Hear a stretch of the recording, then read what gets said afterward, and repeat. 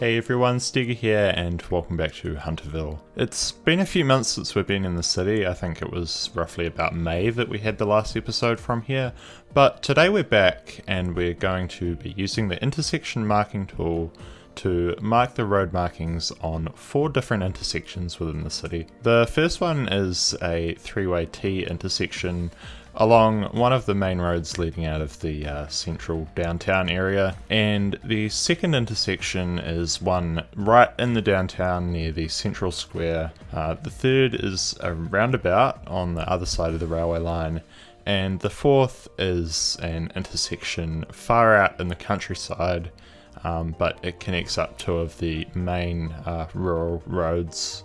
So here we're starting on this first T intersection, and to start off with I needed to remove some of those cars so I could actually see what I'm doing. And here I'm using the node controller mod as well, just to kind of adjust the corners of the road and make them seem a bit smoother, as you kind of sometimes don't end up with very smooth corners when you're using angled roads like that, and also just tweaking with the positions of things to make it look a bit nicer, and of course doing the intersection marking with the intersection marking tool, and just having the solid lines as sort of the boundary of where the roadway is, and then the sort of like dotted or very small dashes are meant to be sort of like a giveaway marking. And then we're moving over to the kind of road that actually comes off this, and just doing a similar thing along here with the other little slip lane, I guess. And here I'm putting in the chevron marking in between where the slip lane joins with the main part of the road, and making sure to have it pointing in the right direction. Also, we're driving on the left hand side of the road in this city, as it's based off sort of New Zealand and Australia.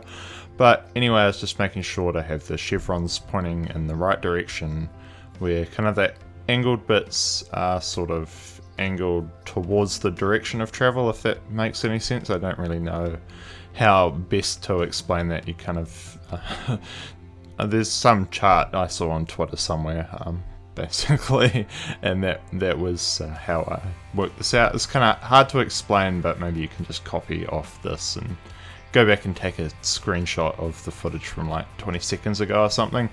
And here also just, you know, putting in the more lanes. I mean, this part's pretty straightforward, to be honest.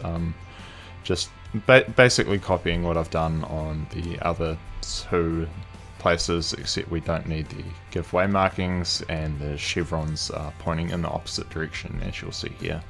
Yeah, and I've got everything preset, so I can just, you know, click a preset and it all changes to like the right line spacing and the right angled chevrons or whatever. I mean, I could customize it further, but you know, it's a trade-off between efficiency and detail, isn't it, in this game? That's basically the biggest struggle, is trying to make something look really realistic while also doing it in an efficient manner and not spending like say 4 or 5 hours on a basic construction site or something crazy like that.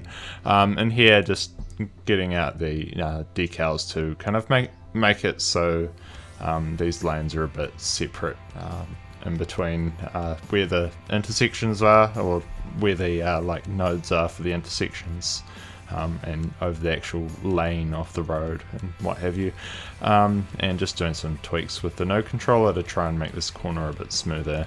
And that also required adjusting the ends of the lines a little bit. You just hold, like, I think it's the control button when you're doing that, to just drag the ends of the lines around, and that way you can actually get it to line up, and it doesn't look really messy. And here I decided that actually the way I'd done this intersection wasn't really working, and I tried a few more things before just basically leaving it blank and just putting in the stop lines, I think, and that is basically this intersection done.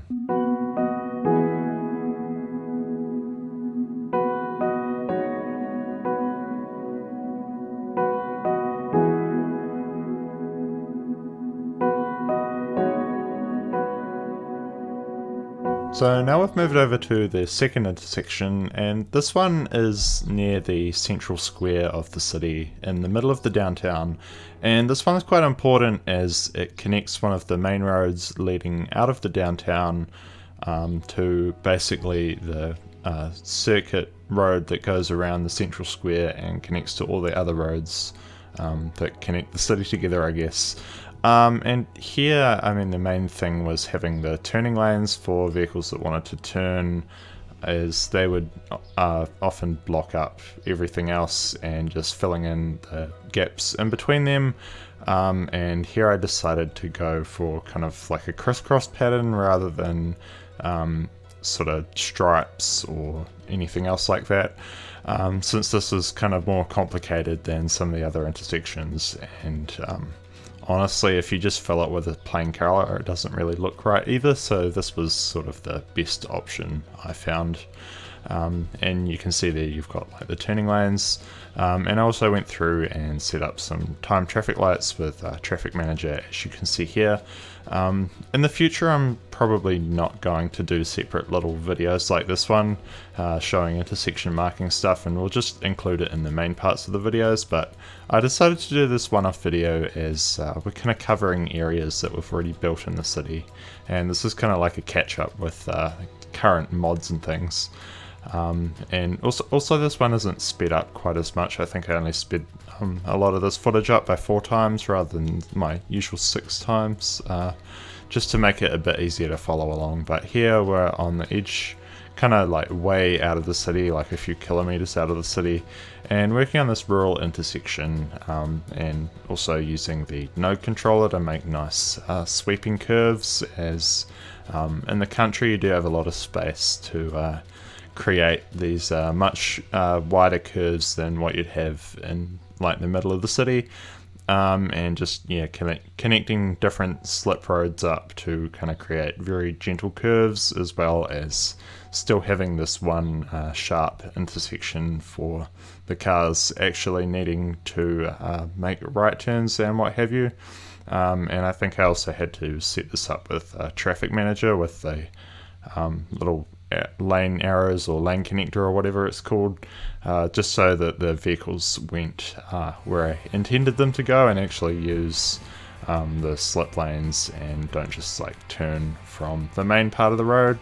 And yeah, here we're just moving over solid lines on the sides, double solid in the middle. I mean, that might be a bit hard to see that it's a double solid line if you're watching on phone, but there is a double solid line in the middle and just single solid lines around the sides.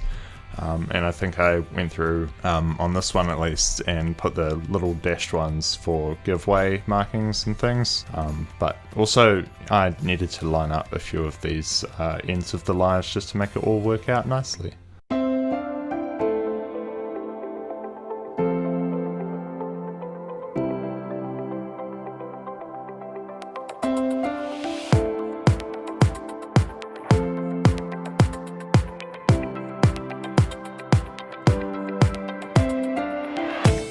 So now we're onto the final intersection, and this is the main roundabout kind of leading north out of the city, and it's just across the railway line from kind of an industrial area that is then kind of bordered by the downtown area.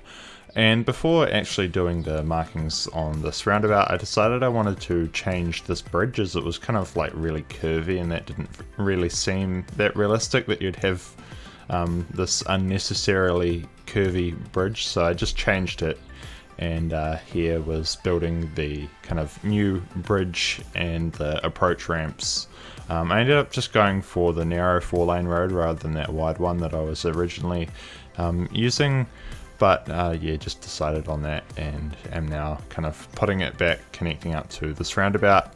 And that road on the right, kind of down in the bottom corner, or it was at least, I decided to disconnect that from the roundabout, as I felt like maybe that just got disconnected to allow this larger 4-lane road to connect up. I only recorded footage for this particular entrance to the roundabout and didn't record any of the others, as I sort of forgot to hit the recording button, I guess. But anyway, here we're just kind of like marking out Similar markings like these little dashes are for giving way to the traffic already on the roundabout, and one lane in the roundabout goes back around, as well as that lane shares an exit onto this 4-lane road, and the second outer lane of the roundabout just only specifically goes onto that 4-lane road. And I also decided to include a few giveaway signs there too. But this is the end of the episode. That was a really short one, which is why it's not numbered 16. But if you've enjoyed this one, make sure to leave a like. If you want to tell me that I'm completely wrong in my intersection detailing, go ahead down in the comments, or alternatively, you could leave a nice comment. Thanks for watching, and I'll see you in the next one. Take care.